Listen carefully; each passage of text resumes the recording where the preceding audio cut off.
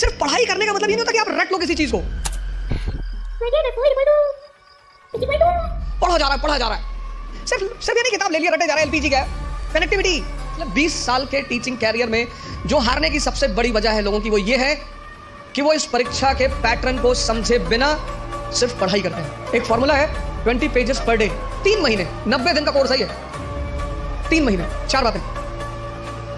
आज के इस सेमिनार में मैंने 4 बातें बताई। ये 4 बातें आप हमारी तरफ से आज ले जाओ।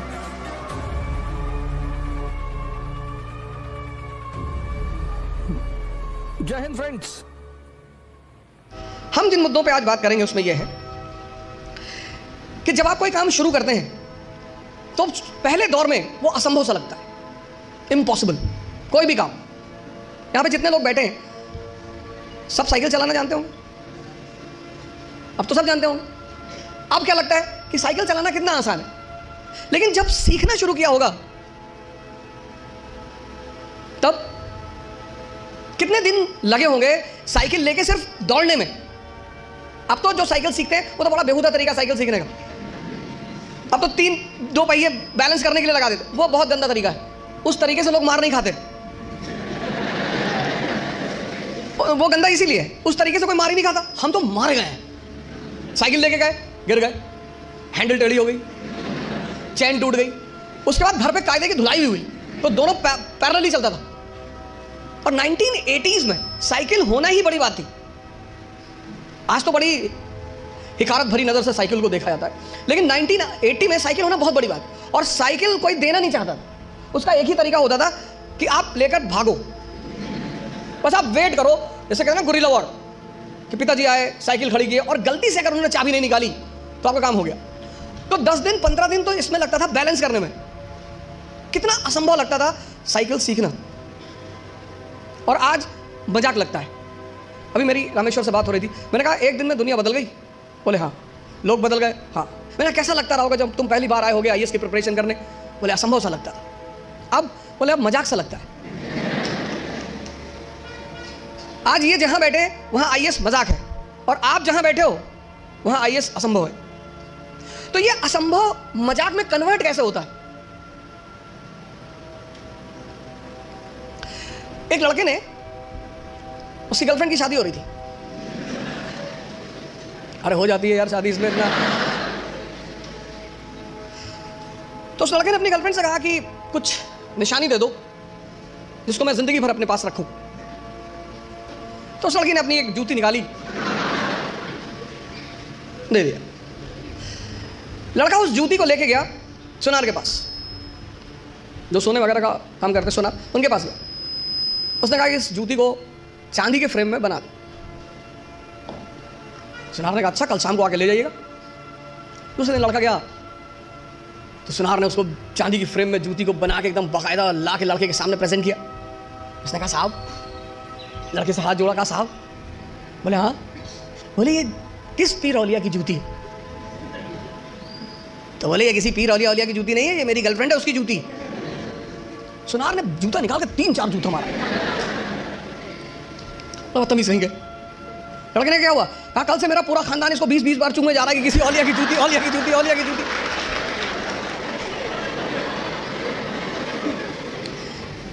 सर ये हंसने की बात नहीं है, ये समझने की बात है। बिना समझे किसी फील्ड में नहीं कूदना है। असंभव ही मजाक बनते हैं। और ऐसे सामान्य, हम इकरा की एक बहुत अच्छी अदा रही है, हम हमेशा उस एस्पिरेंट को कॉल करते हैं जिसने असंभव को मजाक बनाया हो। सैफिन भी आया था, उसने भी असंभव को मजाक ही बनाया था। सामान्य, अति सामान्य परिवार, अति सामान्य, सामान्य भी नहीं, अति सामान्य। सामान्य में तो कम से कम आपको खाना मिल जाता है, माँ बाप कुछ पैसे भेज देते हैं। अति सामान्य, खाने का पता नहीं मिलेगा कि नहीं, पिताजी महीने में कितना पैसा दूसरा, सेल्फ इंट्रोस्पेक्शन। आपकी क्षमता कितनी, आपकी ताकत कितनी कम है, बढ़ा लो। भाई पहले दिन जॉगिंग करने जाओगे तो 20 किलोमीटर करोगे, और 20 किलोमीटर कर लिए तो शाम को आईसीयू में मिलोगे। जब भी हम कोई काम शुरू करते हैं तो हमारा मन बड़ा एक्साइटमेंट पे रहता है।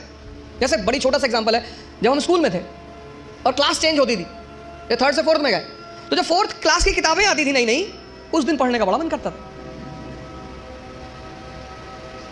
फिर 10 दिन बाद जब वो किताबें पुरानी हो जाती थी तो वही किताबें देखने का मन नहीं करता। ये मन का नेचर है, एक्साइटमेंट। नहीं बाइक घर में आई, खूब चलाए 3-4 दिन, बाद में देखने का मन ही नहीं किया। अपनी ताकत, क्षमता सबकी बराबर है, कोई कम यूज करता है, कोई ज्यादा यूज करता है। मेहनत करने से, सिर्फ पढ़ने से कुछ नहीं होता। अगर मेहनत करने से सब कुछ होता तो सबसे ज्यादा फायदा होता मजदूरों का।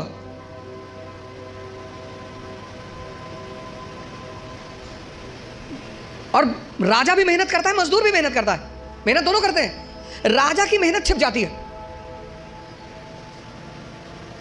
क्यों छिप जाती है? क्योंकि वो फॉर्च्यूनर में चल रहा होता है, तो लोग उसकी मेहनत नहीं देख पाते, उसकी फॉर्च्यूनर देखते हैं,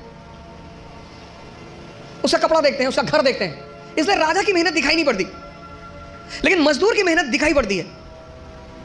मेहनत दोनों करते हैं। फर्क क्या होता है? एक बिना सूत्र के करता है, बिना फॉर्मूले के करता है, कुछ भी करता है। आज ये किताब खरीद लाया, कल वो किताब ले आएगा, फिर एनसीईआरटी ले आएगा, पढ़ा जा रहा है। सदाशिव पेट में खड़ा है यवले चाय की दुकान पे, किसी ने कह दिया पॉलिटी की नई किताब आई है, तुरंत देखेगा, अच्छा कौन सी भाई साहब? पता लड़कों ने बता दी कि ये किताब, गए बाजार से किताब लिया। मजदूर का अप्रोच नहीं है।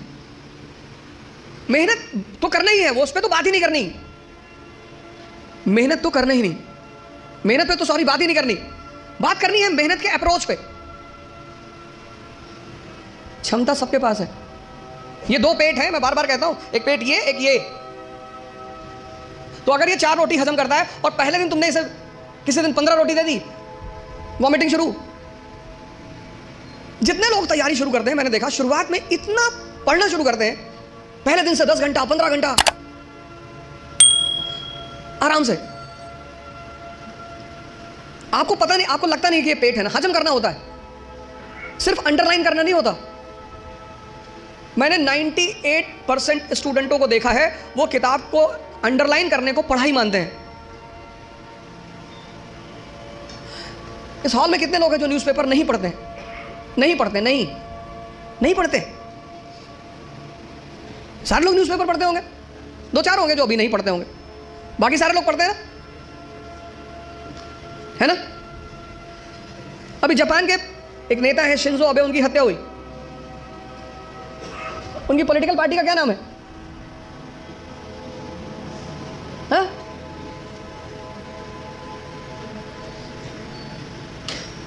किसी को नहीं पता? अरे भैया, हफ्ते भर पहले की घटना है, पता ही नहीं, और अंडरलाइन किए होगे।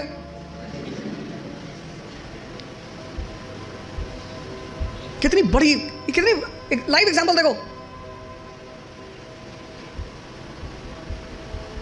अपना स्व मूल्यांकन करना बहुत बड़ी बात होती है, सेल्फ इंट्रोस्पेक्शन।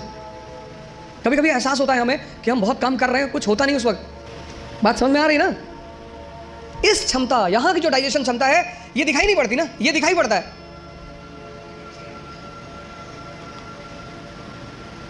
ये पेट दिखाई पड़ता है, ये पेट दिखाई नहीं पड़ता।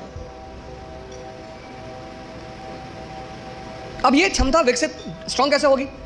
बड़ा प्यारा फार्मूला, सेकंड फार्मूला। क्षमता बढ़ानी है मन की, हजम करने की, बहुत प्यारा, जो कि फिर 98% लोग नहीं करते। तुम बिना सोचे पढ़ सकते हो,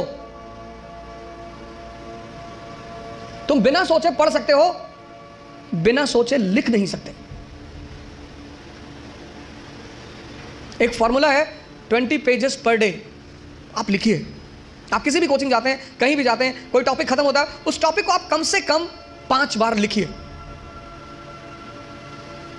आप पढ़ने की आदत छोड़िए, लिखना शुरू करिए।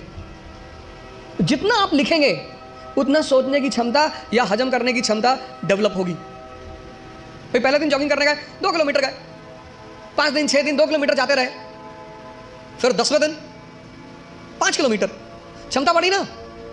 एक दिन में नहीं बढ़ेगी। ये दूसरा फॉर्मूला है, अपनी इंटरनल क्षमता को बढ़ाओ।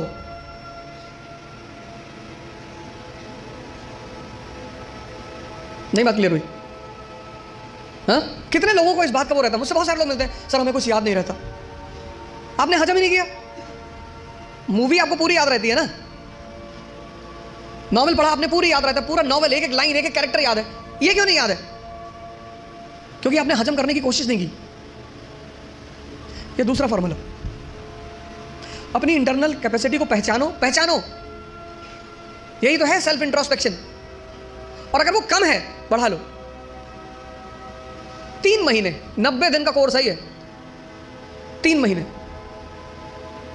3 महीने अगर 20 पेजेस लिख ले गए तो तुम बिलीव नहीं करोगे कि तुम्हारे सोचने की क्षमता कितनी डेवलप हो जाएगी, हजम करने की क्षमता कितनी डेवलप हो जाएगी।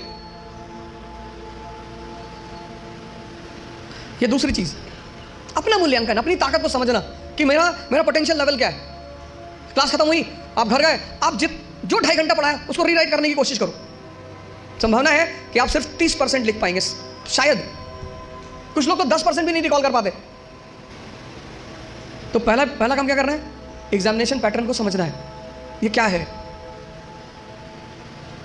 कैसे है, पहला चरण क्या है, दूसरा चरण क्या है, तीसरा चरण क्या है। दूसरा क्या करना है? सेल्फ इंट्रोस्पेक्शन करना है। सेल्फ इंट्रोस्पेक्शन करो। दूसरा काम, अपनी क्षमता को पहचानो। अगर कम है, अगर तुम 2 किलोमीटर से वॉक कर सकते हो एक दिन में, कोई बात नहीं, उसको 25-30 किलोमीटर तक पहुंचाओ। इन सब लोगों ने यही किया, अपनी क्षमता को पहचाना, सेल्फ इंट्रोस्पेक्ट किया, उसमें को बढ़ाया। हम जब तैयारी करने आए थे, हमको कुछ नहीं आता था। ऐसा नहीं कि तुम्हारे साथ ये सब चीजें हो रही हैं। तो पहली बात, पहला काम क्या करना है? एग्जामिनेशन पैटर्न को समझना है। दूसरा काम क्या करना है? Self introspection. तीसरी बात, कहावत है हिंदी में, लकीर के फकीर। पहले उनको एक ट्रैक पे रख दो, वो उस ट्रैक से कभी हटेंगे ही नहीं। उतना ही करेंगे जितना बताया जाएगा, उतना ही बोलेंगे जितना कहा जाएगा। जो जिंदा दिमाग है, जिंदा, वो अपने समय को, जैसे अगर आप आईएएस मेंस का पेपर देखें तो 1970s के जो क्वेश्चन थे वो अलग थे, 1990s के क्वेश्चन अलग हो गए, फिर 2000 के बाद क्वेश्चन बिल्कुल अलग हो गए, और आज तो जो मेंस का पैटर्न है क्वेश्चन पूछने का, वो तो एकदम पलट चुका है। अमेरिका का एक विद्वान था, थॉमस जेफरसन, उसने कहा किसी भी संविधान को सिर्फ 19 साल चलना चाहिए। थॉमस जेफरसन, जब अमेरिका में संविधान लिखा जाने लगा तो उसने कहा किसी भी संविधान को सिर्फ 19 साल बस, क्योंकि 19 साल बाद बहुत सी चीजें बदल चुकी होंगी। तो जब चीजें बदल जाएंगी तो फिर संविधान लिखा जाएगा बदली हुई परिस्थिति के हिसाब से।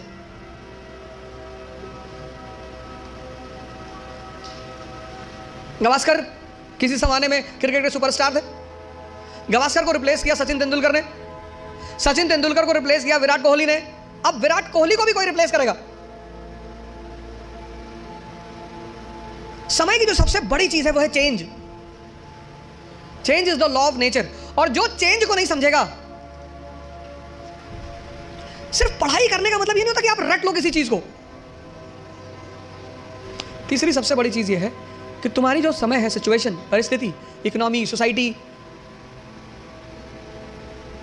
पॉलिटी, और सब इंटरकनेक्टेड है। स्कूल में हम क्या करते हैं? सबको सेग्रीगेट करके पढ़ते हैं, अलग अलग। लेकिन सिविल सर्विस में सब एक दूसरे से जुड़े हुए हैं।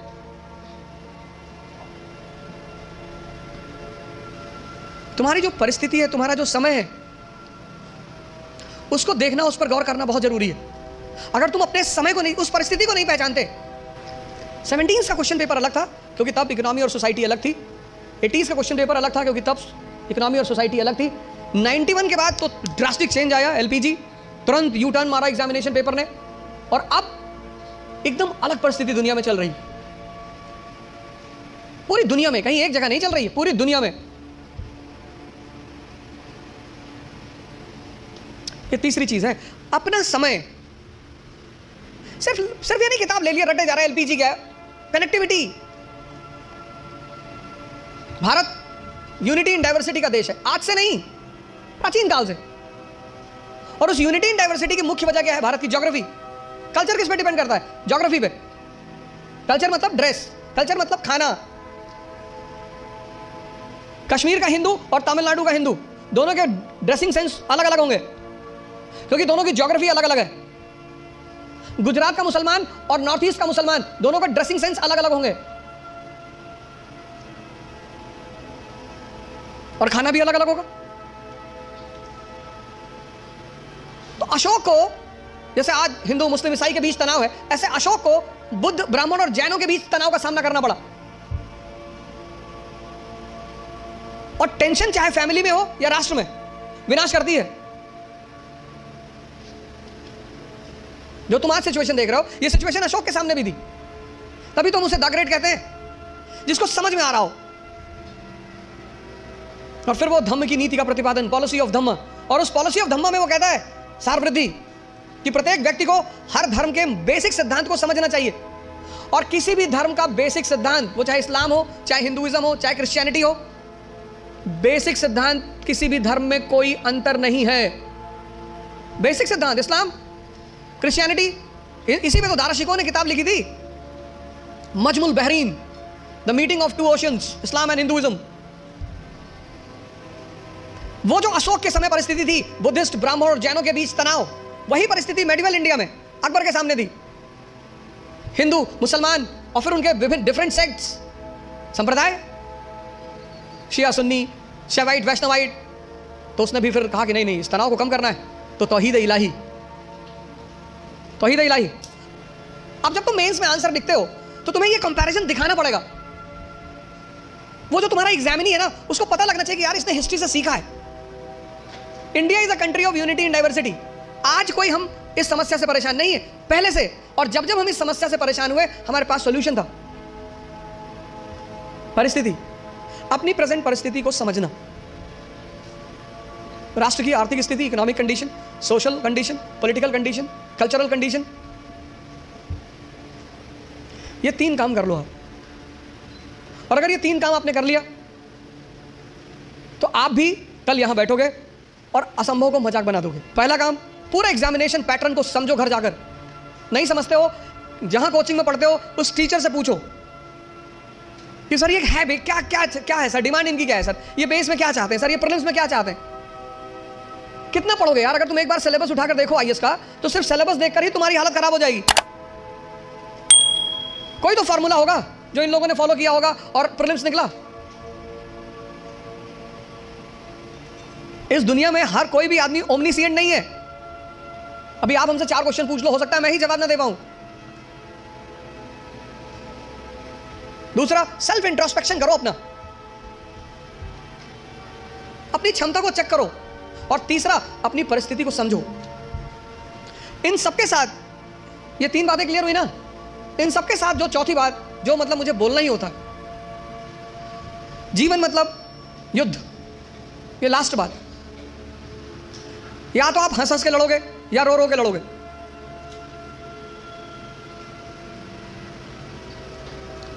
जीवन मतलब युद्ध। 2 लोगों के जीवन में कोई लड़ाई नहीं है। एक चपरासी के जीवन में, चपरासी, कुछ लोग मुझसे कहते हैं मुझे चैलेंजेस नहीं चाहिए लाइफ में। बहुत अच्छा, चपरासी बन जाओ। चपरासी का काम क्या है? साहब के ऑफिस के बाहर बैठा हुआ है, जो भी मिलने आया मीटिंग करा दी, वरना बैठे हुए, क्या फर्क पड़ता है? और वो भी चपरासी अगर ब्यूरोक्रेसी का है, जुडिशरी का है। भाई राजा से मिलने के लिए जो सबसे अहम आदमी होता है वो यही लोग होते हैं, यही इंफॉर्मेशन देते हैं। साहब कितने बजे आते हैं, साहब कितने बजे आते हैं, कहां जाते हैं, गोल्फ खेलने कहां जाते हैं।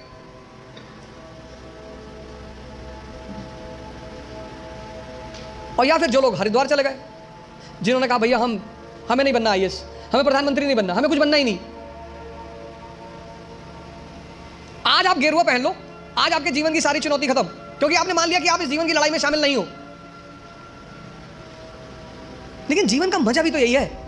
और करना क्या है? तो जब लड़ना है, जब ये पता है कि लड़ना है, युवा मतलब शक्ति। भारत आज एक दुनिया का ऐसा देश है जिसके पास सबसे ज्यादा युवा हैं।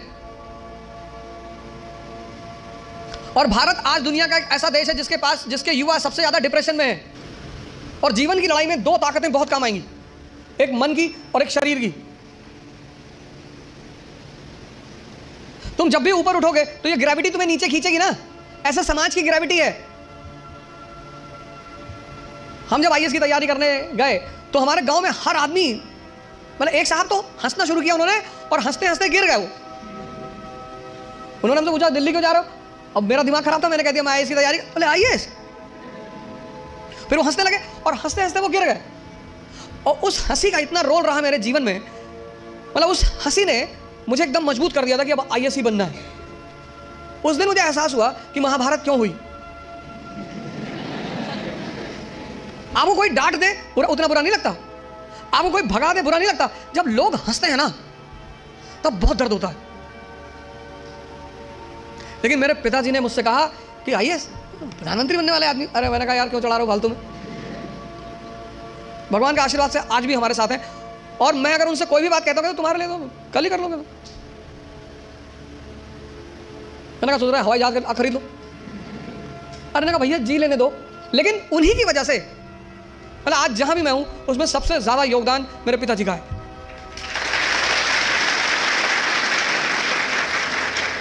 और वो योगदान क्या है सबसे ज्यादा बड़ा? उन्होंने मुझे कभी निराश नहीं किया, हमेशा हर चीज में अरे तुमसे क्यों नहीं होगा, तुम ही करोगे। तो मैं सब लोगों से यहां रिक्वेस्ट करूंगा कि आप योग और ध्यान से जरूर जुड़ें। ध्यान किसी धर्म का नहीं है, उस ध्यान पर किसी धर्म विशेष की मोनोपोली नहीं है। ध्यान का सीधा सा मतलब है अपने मन को समझना। आप में से बहुत सारे लोग हैं जो 10 घंटा पढ़ना चाहते हैं लेकिन ये पढ़ने ही नहीं देता होगा। तुम्हारी जीत किस पर निर्भर करती है? अगर इससे तुम्हारी दोस्ती हो गई और तुम जो करना चाहते हो उसमें ये तुम्हें सपोर्ट करने लगा, या तुम उठे सुबह, तुमने डिसाइड किया कि आज मैं 4 घंटे पढ़ूंगा और तुम्हारा मन तुम्हारे साथ बैठ गया और 8 घंटे बीत गए तुम्हें पता ही नहीं चला, वही तो ब्लेसिंग है। और तुमने टारगेट बनाया कि 6 घंटे पढ़ूंगा और 60 मिनट बाद तुम चाय पी रहे हो, बाहर खड़े हो गए। और चाय पी रहे हो तो बुरा नहीं कर रहे हो, चलो अच्छा कर रहे हो। तुम्हारा जो डिस्कशन है, तुम जब भी लोगों से बात करो तुम ये गौर करो कि किस मुद्दे पे कर रहे हो। सुष्मिता सेन शादी कर रही है, तुम्हारा चाय पीना भी बुरा नहीं है, तुम्हारा डिस्कशन करना भी बुरा नहीं है। बुरा है तुम्हारा मुद्दा।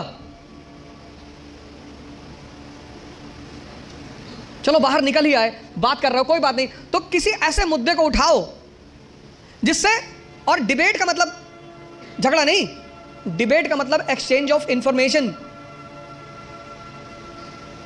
पूरी जिंदगी तुम ये कभी नहीं कह पाओगे कि अब मुझे सब कुछ आता है, और जिस दिन तुमने ये कह दिया किसी मेंटल हॉस्पिटल जरूर चले जाना।